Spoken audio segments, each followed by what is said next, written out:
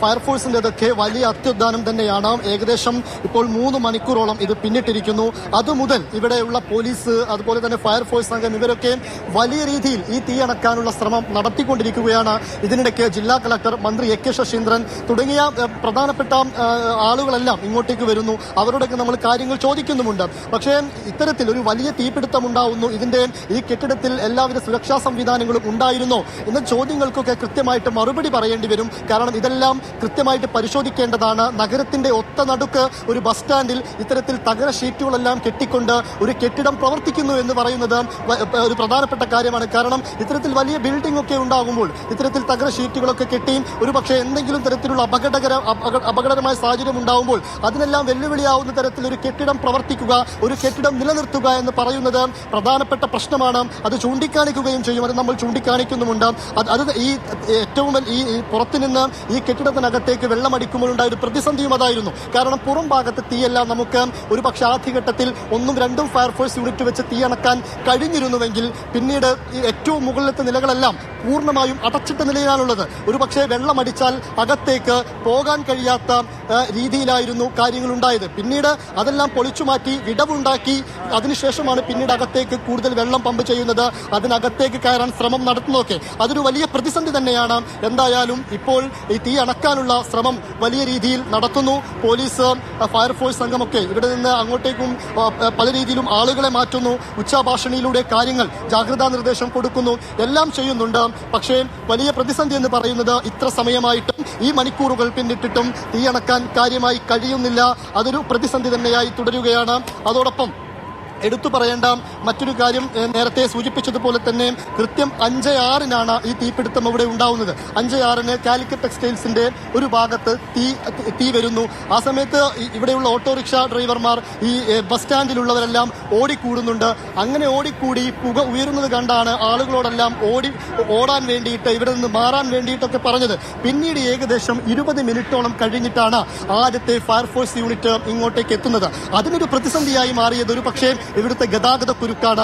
ആ സമയത്ത് അറിയാം, ഈ കോഴിക്കോട് നഗരം എന്ന് പറയുന്നത് പലപ്പോഴും വലിയ പരിപാടികൾ ഞായറാഴ്ച ദിവസങ്ങളിലൊക്കെ നടക്കുന്നതുമാണ്. MSFന്റെ ഒരു വലിയ റാലി പോലും ഈ വൈകുന്നേര സമയത്ത് നടക്കുകയും ചെയ്തിരുന്നു.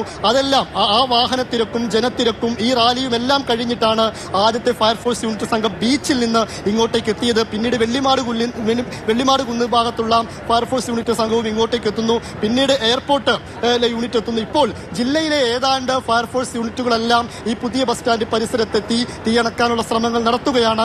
അതിൽ ഏതെങ്കിലും തരത്തിൽ വീഴ്ച സംഭവിച്ചിട്ടുണ്ടോ എന്ന് ആളുകൾ പറയുന്നത് എത്താൻ വൈകി എന്നുള്ളതാണ്. അതിന്റെ കാരണം കൃത്യമായി പരിശോധിക്കണം. ഉദ്യോഗസ്ഥർ അതിന് മറുപടി പറയുക തന്നെ വേണ്ടിവരും. കാരണം ഒരു പ്രധാനപ്പെട്ട ഒരു കോടികളുടെ നഷ്ടമെന്ന് നമുക്ക് നിസ്സംശയം പറയാവുന്ന തരത്തിൽ തന്നെയാണ്, ആ രീതിയിലാണ് തീ കത്തി പടർന്നതുമെല്ലാം. എന്തായാലും കൂടുതൽ ഫയർഫോഴ്സ് യൂണിറ്റുകൾ എത്തുന്നു. തീയണക്കാനുള്ള ശ്രമങ്ങൾ തുടരുന്നു. ഈ 8 യൂണിറ്റുകൾക്കപ്പുറത്തേക്ക് കൂടുതൽ ഫയർഫോഴ്സ് യൂണിറ്റുകൾ എത്തുകയാണ് അവിടേക്ക്, അല്ലേ?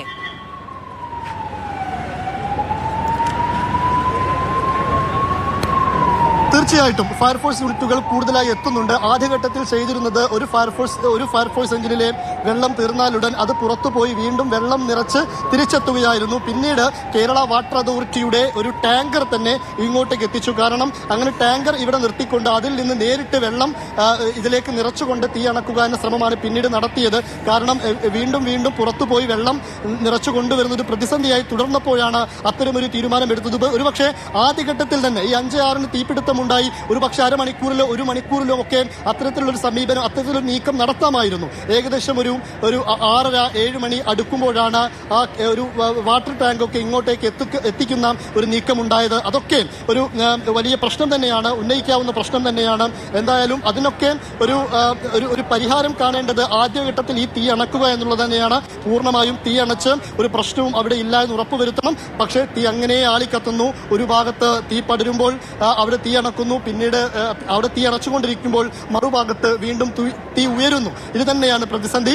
ഇപ്പോൾ നമുക്ക് ദൃശ്യങ്ങളിൽ കാണാൻ കഴിയുന്നുണ്ടെങ്കിൽ അത് തീ അകത്ത്, അതായത് ഏറ്റവും മുകളിലെ കെട്ടിടത്തിന്റെ അകത്ത് തീ പടരുന്നതായിട്ടാണ് നമുക്ക് കാണാനും സാധിക്കുക. നമുക്ക് പ്രതികരണങ്ങൾ, ഒരു പക്ഷേ കൂടുതൽ പ്രതികരണങ്ങൾ കിട്ടുമോ എന്നുകൂടെ നോക്കാൻ വേണ്ടി സാധിക്കും.